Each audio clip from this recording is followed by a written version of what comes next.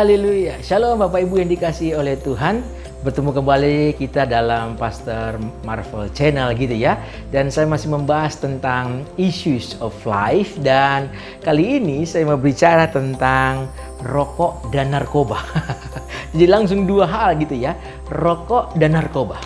Saya angkat dua ini langsung gitu karena rokok dan narkoba ini gitu ya tidak ada dalam Alkitab. Tidak tertulis dalam Alkitab gitu. Tidak ada di Alkitab secara hurufiah gitu ya.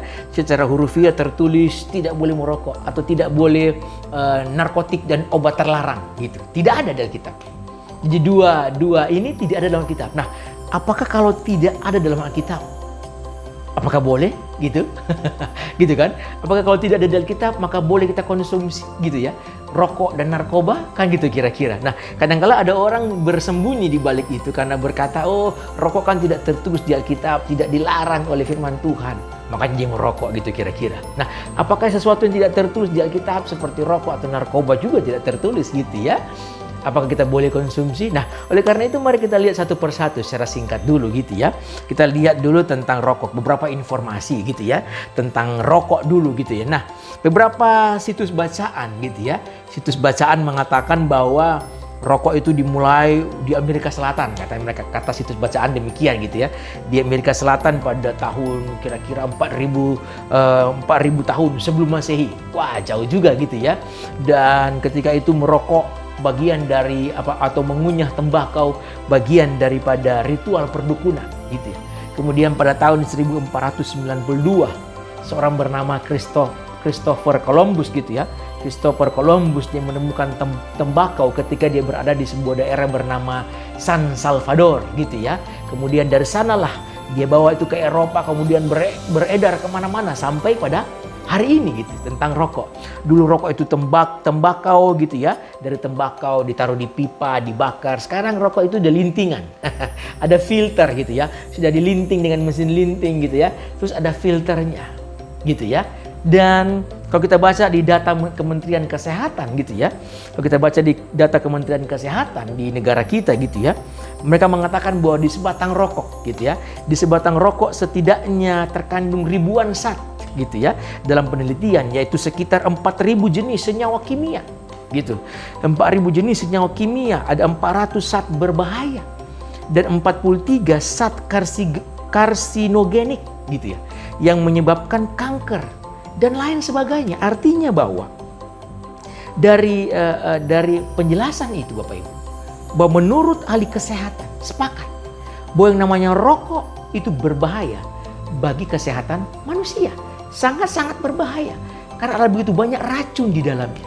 Jika orang berkata rokok itu boleh, silakan gitu. Makanlah racun-racun itu, ya kira begitu. Jadi menurut para ahli kesehatan, data Kementerian Kesehatan maupun data-data yang lain, di sebatang rokok itu mengandung begitu banyak zat berbahaya. Berbahaya untuk kesehatan manusia, gitu ya. Gitu. Kemudian kita lihat dulu informasinya gitu ya. Baru kita bahas soal boleh tidak bolehnya gitu ya. Nah, sekarang narkoba, saya bahas singkat saja Bapak Ibu gitu ya. Nah, narkoba ini singkatan dari narkotika dan obat atau bahan berbahaya gitu. Narkoba, narkotika dan obat atau bahan berbahaya atau juga disebut dengan nafsa. Bisa disebut dengan nafsa. Nafsa itu singkatan dari narkotika, psikotropika dan zat adiktif. Jadi bisa disebut dengan narkoba atau bisa disebut dengan nafsa gitu ya. Narkotika dan obat bahan berbahaya itu narkoba, nafsa itu narkotika, psikotropika dan zat adiktif. Dulu katanya berawal dari bangsa Sumeria di daerah Mesopotamia gitu ya. Itu pada tahun sekitar 2000 atau 3400 sebelum Masehi. Lama juga, sama seperti rokok gitu ya. Dan biasa dulu dikenal dengan opium gitu ya. Sehingga terus menerus dia berkembang Bapak Ibu sesuai dengan zaman. Dulu gitu ya, dulu dipakai untuk opium atau morfin gitu ya. Dipakai untuk militer gitu ya. Di tentara-tentara yang berperang gitu ya. Kalau mereka kena tembak dipakai morfin untuk meringankan sebentar gitu ya. Tembak hasil daripada luka-luka atau tembakan-tembakan. Tapi lama-kelamaan membuat orang ketagihan dengan morfin tersebut, dan pada akhirnya orang dengan berbagai cara gitu akhirnya membuat begitu banyak model-model daripada narkoba ini atau nafsa ini dibuat dengan berbagai macam, ada narkotika, ada sabu-sabu, ada opium dan sebagainya Bapak Ibu. Semakin canggih gitu ya, alat ini dipergunakan, semakin manusia berpikir dengan hebat gitu ya, maka mereka menciptakan atau meramu jenis-jenis narkoba gitu Bapak Ibu, sampai pada hari ini gitu.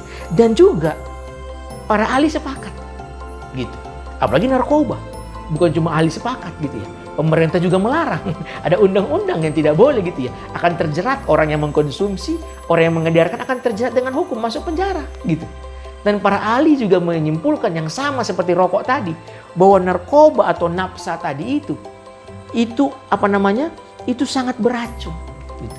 Zat yang berbahaya, sama seperti rokok sebenarnya. Tapi kalau rokok kan orang cuma menghimbau gitu ya, masih boleh beredar, orang masih bisa mengkonsumsi rokok. Tapi narkoba jangan coba-coba gitu, akan berurusan dengan polisi, masuk penjara gitu. Tapi tetap kedua-duanya gitu.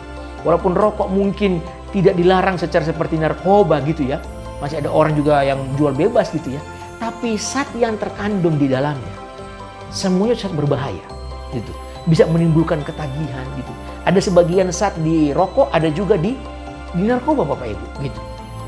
Jadi ini menimbulkan gangguan dalam kesehatan manusia. Jadi kita bisa bayangkan bahwa kita bisa kena sebuah penyakit atau kita bisa mengalami gangguan kesehatan gara-gara mengkonsumsi yang namanya rokok dan narkoba atau nafsa gitu. Apalagi memang kalau narkoba akan terjerat dengan hukum, akan masuk penjara Bapak Ibu gitu ya. Itu undang-undang yang berlaku di negara kita maupun di negara-negara yang lain gitu ya. Nah, pertanyaan berikut adalah, apakah karena tidak tertulis dalam Alkitab maka boleh dikonsumsi gitu? Apalagi rokok gitu ya kira-kira ya. Kalau narkoba mungkin orang bilang, oh iya memang itu nggak boleh, itu akan masuk penjara, itu banyak zat berbahaya. Tapi kalau rokok masih boleh lah gitu. Banyak juga mungkin orang anak Tuhan, bahkan hamba-hamba Tuhan yang lain gitu ya, masih mengisap rokok gitu ya, karena pikir tidak ada dalam Alkitab. Nah, apakah yang tidak tertulis dalam Alkitab boleh kita konsumsi gitu ya? Nah, tadi saya sudah menjelaskan gitu ya. Walaupun mungkin tidak tertulis di Alkitab, tapi karena melihat sifatnya itu yang beracun begitu Bapak Ibu. Kita mengkonsumsi racun kalau merokok gitu, narkoba, memasukkan racun ke dalam tubuh kita sendiri. Maka tentu saja gitu, saya juga akan berkata bahwa tidak boleh gitu. Tidak boleh gitu. Tidak boleh konsumsi. Karena akan merusak kesehatan gitu. Nah, kenapa di Alkitab tidak tertulis tentang rokok ataupun narkoba? Kira-kira begitu. Tentang rokok atau opium atau narkotika. Kenapa tidak tertulis? Karena penjelasan paling logisnya adalah bahwa memang di zaman penulis Alkitab dulu gitu ya, ketika orang-orang menulis Alkitab, ya dua barang ini belum dikenal gitu. Belum beredar seperti sekarang. Makanya tidak ditulis gitu. Orang tidak mengenal. Penulis Alkitab tidak mengetahui adanya barang itu gitu. Makanya kan tidak tertulis, tidak dilarang gitu. Karena di zaman Alkitab tertulis sampai kepada zamannya Yesus gitu ya. Belum beredar seperti sekarang ini. Artinya penulis-penulis belum pernah mengerti, belum pernah tahu ini barang gitu kira-kira. Sehingga memang tidak tertulis dalam Alkitab gitu. Kalaupun mungkin rokok, narkoba itu sudah ada jauh-jauh juga gitu kan. Ada di tahun-tahun sebelum Masehi, tapi kan belum berkembang seperti sekarang gitu. Dan tidak dikenal oleh para penulis Alkitab. Makanya tidak ada di dalam apa? Dalam Alkitab. Karena memang kan tidak dikenal gitu. Kalau mungkin sudah ada zaman dulu juga pasti akan dilarang, akan ditulis tidak boleh merokok, tidak boleh narkoba, pasti begitu kira-kira. Tidak boleh opium, tidak boleh narkotika, pasti akan begitu. Jadi alasan kenapa tidak tertulis dalam Alkitab, karena memang apa itu namanya, penulis-penulis dalam catatan-catatan tidak mengenal gitu ya tentang rokok maupun narkoba. Belum beredar seperti sekarang ini gitu kira-kira ya. Dan kalau ditanya dilarang, bagi saya apakah rokok tidak boleh? Saya bilang tidak boleh gitu. Tentu tidak boleh gitu ya. Ada berapa alasannya saya berkata tidak boleh, baik itu rokok maupun itu narkoba gitu ya. Alasan yang pertama gitu ya, kenapa merokok apalagi narkoba gitu ya, kenapa merokok, narkoba gitu ya, dua hal inilah dilarang gitu. Tidak terus di Alkitab, kok dilarang gitu. Nah, alasan dilarang, alasan juga saya berkata itu tidak boleh. Itu juga dosa gitu ya. Kenapa? Karena alasan yang pertama, ini alasan logisnya gitu ya. Alasan logis karena memang para ahli kesehatan juga pemerintah gitu melarang untuk apa? Menghimbau bahkan melarang untuk mengkonsumsi rokok ataupun narkoba. Gitu. Narkoba jelas-jelas dilarang. Nah, rokok gitu ya. Pemerintah menghimbau jangan merokok gitu, hindari merokok. Ahli medis bahkan berkata jangan merokok. Gitu. Nah, istilah kata kalau pemerintah, ahli medis, ahli kesehatan melarang. Kenapa dilarang? Karena menimbulkan banyak gangguan kesehatan. Itu berarti kan memang bahwa pemerintah itu wakil Tuhan. Ahli medis itu juga kan Tuhan pakai juga untuk menyatakan sesuatu hal kan? Berdasarkan ilmu pengetahuan. Dan kalau berdasarkan ilmu pengetahuan yang memang Tuhan nyatakan buat mereka. Dan kalau mereka menemukan bahwa dalam ukuran ilmu pengetahuan itu mengandung zat yang berbahaya, baik itu rokok, narkoba, tentu saja Tuhan juga akan melarang. Gitu. Karena dipakai untuk mengganggu kesehatan. Gitu. Kalau zat-zat tadi yang ada di rokok, di narkoba gitu ya, dipergunakan dalam dunia medis, obat untuk membius, untuk operasi gitu ya, masih bisa. Kenapa? Karena digunakan untuk hal-hal yang dapat dipertanggungjawabkan. Lain lagi Bapak Ibu, zat-zatnya loh ya, zat-zatnya gitu, yang terkandung dalam rokok ataupun dalam narkoba. Ada kan zat-zat yang terkandung yang masih dipakai kayak obat bius ya kan, atau mungkin morfin atau apapun gitu ya, untuk meredakan sakit atau untuk operasi atau untuk apapun gitu. Itu masih bisa. Dalam dunia medis masih bisa dilakukan. Tapi kalau untuk dikonsumsi orang biasa gitu ya, nggak bisa, itu dilarang. Sangat mengganggu kesehatan. Nah, kalau pemerintah menghimbau jangan, ahli medis kesehatan melarang gitu ya, apalagi Tuhan, kira-kira begitu. Gitu kan? Karena mereka wakil-wakilnya Tuhan gitu. Jadi dari sisi logisnya saja, pemerintah melarang, ahli kesehatan melarang, maka saya juga berkata, tidak boleh. Pasti juga akan Tuhan berkata, tidak boleh Bapak Ibu. Oke, yang kemudian alasan kenapa tidak boleh mengkonsumsi rokok gitu ya, dilarang gitu ya, apalagi narkoba gitu ya. Tadi saya sudah bilang, karena mengkonsumsi rokok dan narkoba dapat menyebabkan banyak gangguan kesehatan bagi tubuh. Ingat, bagi tubuh Bapak Ibu. Itu sudah jelas. Akan menyebabkan banyak penyakit dalam tubuh. Firman Tuhan berkata dalam 1 Korintus pasal yang ke-6. 1 Korintus pasal yang ke-6 ayat 19 sampai 20. Firman Tuhan berkata begini, atau tidak tahukah kamu bahwa tubuhmu sekarang adalah bait Roh Kudus yang diam dalam kamu, gitu. Roh Kudus yang kamu peroleh dari Allah, dan bahwa kamu bukan milik kamu sendiri, sebab kamu telah dibeli dan harganya telah lunas dibayar. Karena itu muliakanlah Allah dengan tubuhmu. Gitu. Tuhan bilang tubuhmu sekarang itu adalah bait Roh Kudus, maka muliakanlah Allah dengan tubuh ini. Bagaimana mungkin kita bilang kita memuliakan Allah dengan tubuh, sementara kita mengkonsumsi, memasukkan racun-racun ke dalam tubuh yang justru akan merusak tubuh. Gitu. Walaupun mungkin tidak ada tulisan tentang di Alkitab tentang jangan merokok begini-begini, tapi ayat-ayat firman Tuhan di Alkitab itu akan merujuk kepada hal-hal yang baik tentu saja, apalagi bicara soal tubuh. Tubuh Bapak Ibu semua itu, saudara-saudara semua itu adalah milik Tuhan. Muliakanlah Tuhan itu dengan tubuhmu. Bagaimana mungkin kita berkata kita mau memuliakan Tuhan dengan tubuh, sementara kita merokok atau narkoba? Nggak mungkin. Gitu. Rokok itu banyak zat beracunnya. Sudah terbukti, diteliti gitu ya. Tubuh akan rusak gara-gara merokok, apalagi mengkonsumsi narkoba. Karena firman Tuhan berkata begini, 1 Korintus 3:17. Jika ada orang yang membinasakan bait Allah, gitu ya. 1 Korintus 3:17. Jika ada orang yang membinasakan bait Allah, kan tadi firman Tuhan bilang bait Allah itu adalah tubuh kita kan. Nah, jika ada orang membinasakan bait Allah, maka Allah akan membinasakan dia. Sebab bait Allah adalah kudus. Dan bait Allah itu ialah apa? Kamu. Gitu. Kalau ada orang membinasakan bait Allah, tubuh ini kan bait Tuhan, maka Tuhan bilang akan membinasakan dia juga. Nah, memasukkan zat-zat beracun lewat rokok, lewat narkoba, itu sama seperti membinasakan bait Tuhan ini Bapak Ibu, tubuh kita ini. Dipakai kata tubuh soal memang begitu. Dipakai begitu. Nah, jangan merusakkan tubuh kita dengan apa? Jangan membinasakan tubuh kita dengan mengkonsumsi rokok atau narkoba. Nanti Tuhan bilang, siapa membinasakan bait Allah, maka Allah akan membinasakannya. Makanya maaf kata banyak orang binasa gara-gara apa? Rokok. Banyak orang binasa gara-gara apa? Narkoba. gitu. Maka Allah akan binasakan dia. Seperti apa yang dia mau konsumsi, kan gitu kan. Maka banyak orang sakit kanker, sakit ini. Apalagi narkoba, banyak orang mati gara-gara narkoba gitu. Ada juga orang rokok, karena kanker ini, kanker itu, mati gara-gara apa? Merokok. Jika membinasakan bait Allah, Allah membinasakan dia gitu. Kira-kira bahwa dia mati gara-gara apa? Karena masukkan racun dalam tubuhnya. Gitu Bapak Ibu. Kan banyak kita lihat. Ada orang sakit gara-gara merokok. Gara-gara narkoba apalagi gitu. Itu namanya membinasakan. Dan Allah membinasakan dia gitu ya.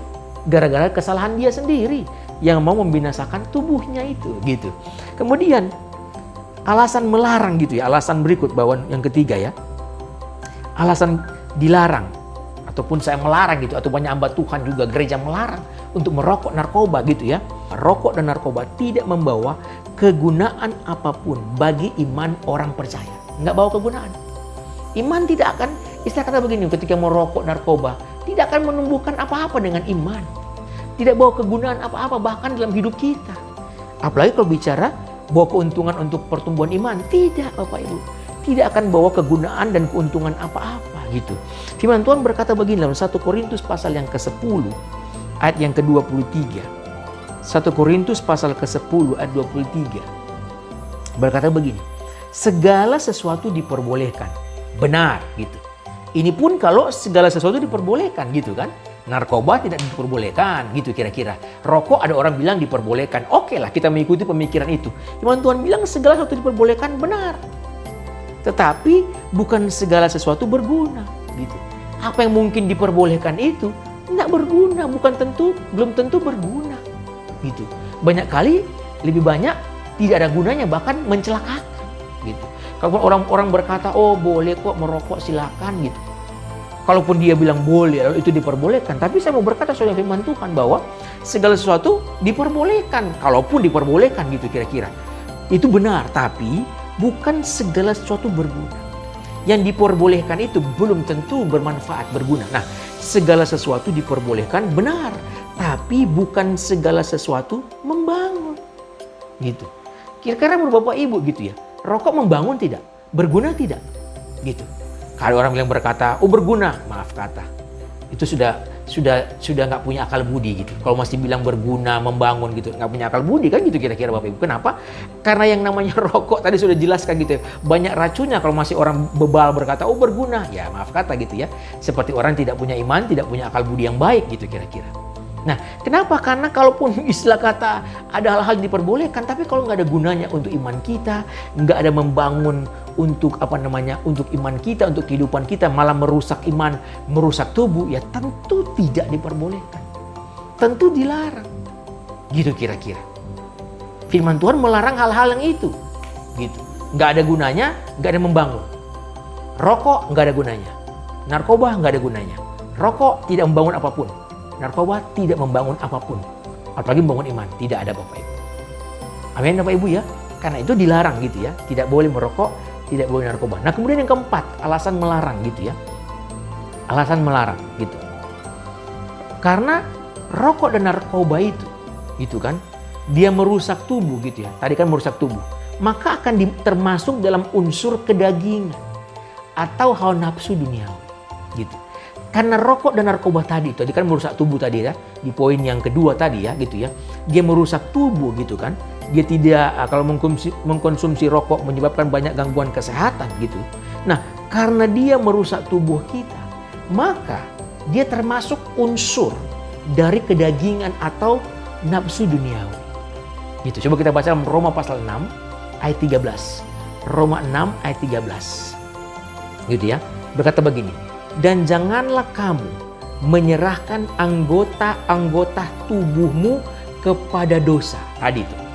Kan tubuh kita sekarang adalah bayi Tuhan. Gitu. Maka pergunakan tubuh kita ini kata firman Tuhan. Gitu kan. Jangan kamu serahkan gitu. Berarti pergunakan tubuh kita ini untuk hal baik.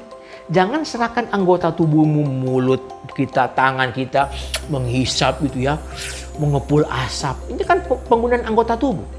Narkoba juga sama kan, menggunakan anggota tubuh gitu. Pakai tangan, pakai apalah macam-macam. Pokoknya dihirup, itu kan menggunakan anggota tubuh. Nah, jangan serahkan anggota tubuhmu kepada dosa.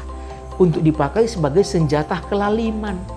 Tetapi serahkanlah dirimu kepada Allah sebagai orang-orang yang dahulu mati, tapi yang sekarang hidup. Dan serahkanlah anggota-anggota tubuhmu tadi, mulutmu, tanganmu, lidahmu gitu ya. Anggota-anggota tubuhmu kepada Allah untuk menjadi senjata-senjata kebenaran. Jadi kalau kita menyerahkan tubuh kita ini Bapak Ibu kepada yang namanya racun-racun tadi, menghisap rokok, narkoba, firman Tuhan jangan serahkan anggota tubuh kepada dosa. Jadi dipandang gitu kan, yang namanya merusak tubuh itu dipandang termasuk unsur kedagingan, unsur dosa, unsur nafsu duniawi gitu kira-kira. Bisa mengerti firman Tuhan ini ya gitu ya.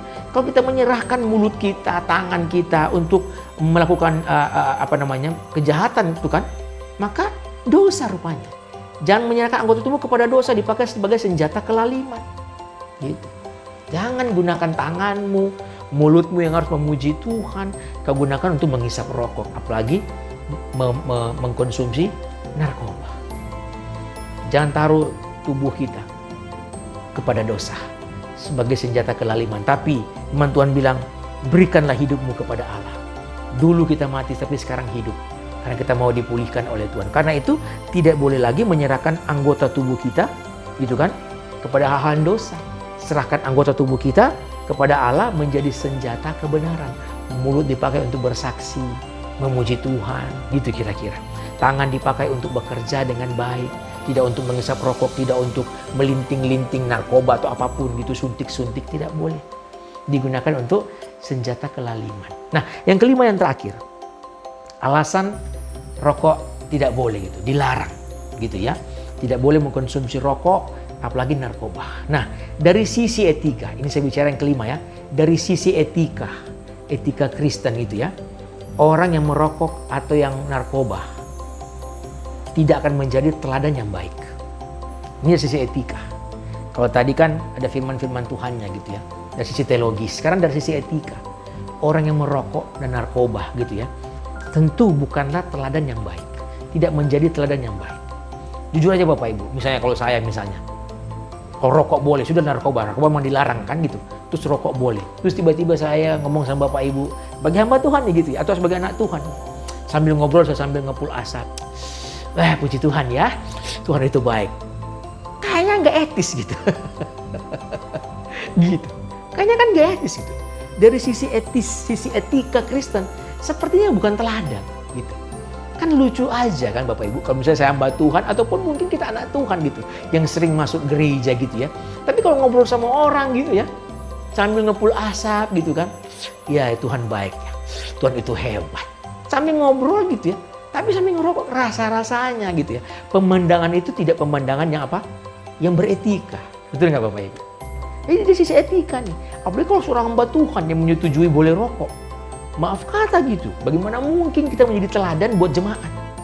Sementara ahli kesehatan, sementara juga orang-orang yang mungkin berkata jangan merokok, merokok itu merusak kesehatan. Sementara orang-orang ngomong begitu, kita hamba Tuhan menunjukkan apa? Teladan yang tidak baik, merokok gitu. Ngepul asap di depan jemaat lagi. Gitu. Kan nggak mungkin. Nggak etis kan Bapak Ibu? Sebagai anak Tuhan juga nggak etis. Bagaimana kita mengajar anak kita, juga sebagai orang tua juga, mengajar anak kita jangan merokok, sementara bapaknya juga hidup rokok, isap rokok gitu. Kan gak etis, bukanlah apa? Teladan yang baik. Itu dari sisi etika yang kelima. Makanya dilarang gitu. Dari sisi etika pun kayaknya gak bagus dilihat gitu.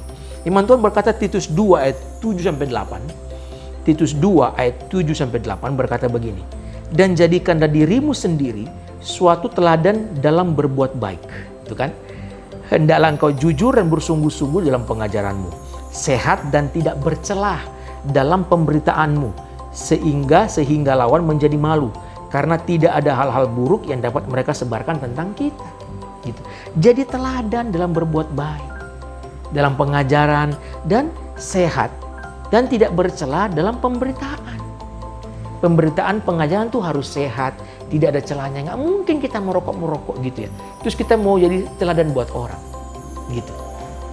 Kita mau ngomong sesuatu, ya pendeta saja merokok, ya orang tua saja merokok, masa mau ngomong sama saya, nasihati saya jangan merokok, kan nggak mungkin. ada celahnya dalam pemberitaan. Tidak menguatkan khotbah, tidak menguatkan kesaksian hidup. Betul kan? Jadi dari sisi etika pun tidak menjadi teladan. Nah, oleh karena itu 5 hal inilah yang saya bagikan buat Bapak Ibu semua. Supaya kita tahu bahwa itu narkoba atau itu rokok, ya kan? Kalau narkoba memang betul-betul sudah dilarang dan nggak boleh gitu ya. Pastinya terjerat hukum. Nah, ini yang rokok ini banyak orang tergoda gitu. Karena ada yang berkata, oh masih boleh kok karena tidak ada di Alkitab. Nah, saya sudah jelaskan 5 hal kenapa rokok atau narkoba pun sekaligus dua-duanya walaupun tidak tertulis di Alkitab. Jangan merokok, jangan narkoba, jangan narkotika, jangan opium gitu ya. Jangan obat terlarang walaupun tidak tertulis di Alkitab secara hurufiah. Tetapi makna-makna di Alkitab, ayat-ayat firman Tuhan jelas kita bisa pakai untuk melarang bahan yang beracun ini, yang merusak tubuh kita, rokok dan narkoba. Itu masuk dalam hidup kita. Ayat-ayatnya jelas sekali melarang sesuatu yang tidak berkenan. Itu masuk dalam tubuh kita yang adalah bait Roh Kudus sendiri, baitnya Tuhan. Karena itu saya percaya Issues of Life ini dapat memberkati semua Bapak Ibu, saudara-saudari semua. Jangan merokok dan jangan narkoba. Kita akan bertemu kembali dalam Issues of Life yang lainnya. Tuhan Yesus memberkati. Amin.